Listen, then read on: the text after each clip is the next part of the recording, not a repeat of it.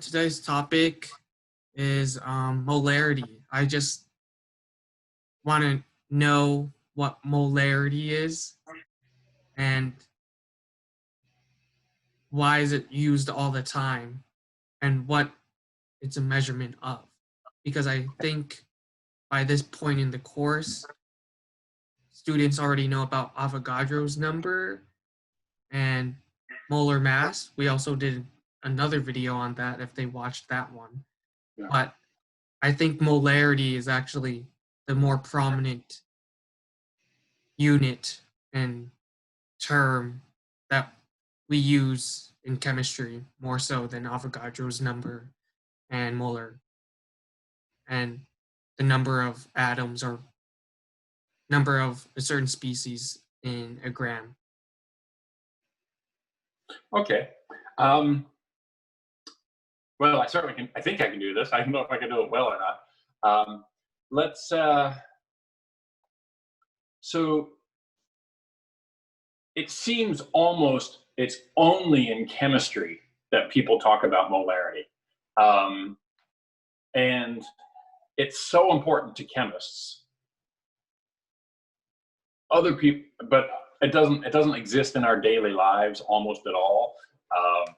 And so it kind of comes out of nowhere, and it's never, I don't think, particularly clear why chemists are so passionately locked into molarity. We use it, we care about it, it makes so much sense to us, but if it's such a good thing, how come grocery stores don't use it, right? How come gas stations don't use it, right? If it was so good. And I don't really know why they don't use it, but I think I do know why chemists use it.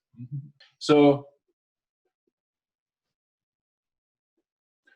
molarity is really just a concentration term.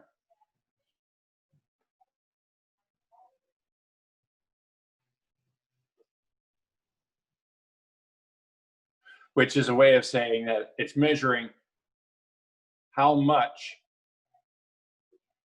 of something divided by something else, right? And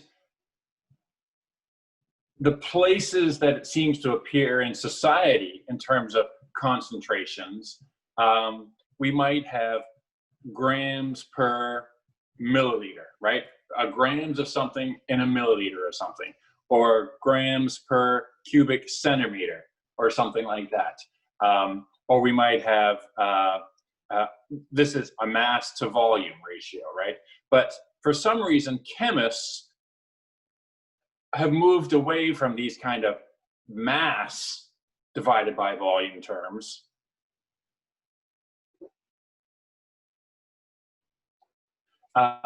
to molarity, which is moles, and in this case, it's almost always per liter.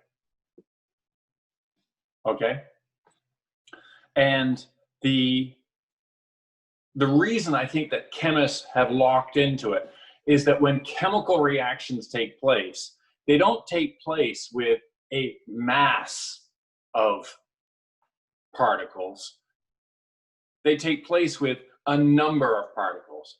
And chemists believe in one atom comes in contact with another atom and it might cause a reaction, or a one molecule comes in contact with another molecule and a reaction might take place. And so chemists are much more concerned about the number of particles or the number of atoms or the number of molecules. I think that's why chemists are so excited about molarity, is that because when we think about reactions occurring, we think about one atom collides with another, with a molecule. And so moles tells us very directly how many atoms or molecules or particles are in a particular solution. I think that's why chemists are so enamored and wedded to the idea of moles per liter as being molarity. What do you think about that, Kevin? Yeah, I think that's definitely true why chemists use it. And I think if you kind of think about it in the opposite way, why do non-chemists or like why do people in everyday life not use moles per liter? I think you can kind of understand why they wouldn't really have the need to think about concentration in that way. And it's because most people aren't using the things they buy to do chemical reactions with.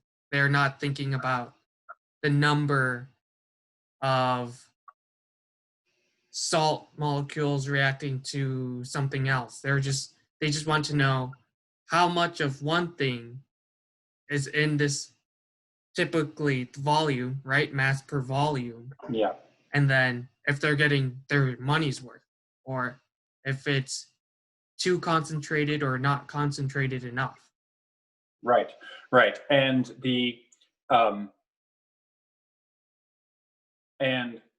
in everyday life, people don't have a mole meter, right? They have a balance, right? They have a scale. They have something that can weigh pounds or ounces or grams or kilograms.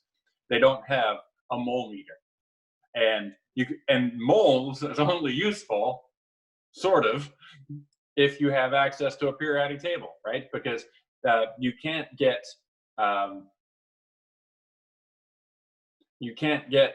from mass to moles or moles to mass without a periodic table. And so there's no balance out there that's set up to measure out a certain number of moles of silicon or a certain number of moles of carbon.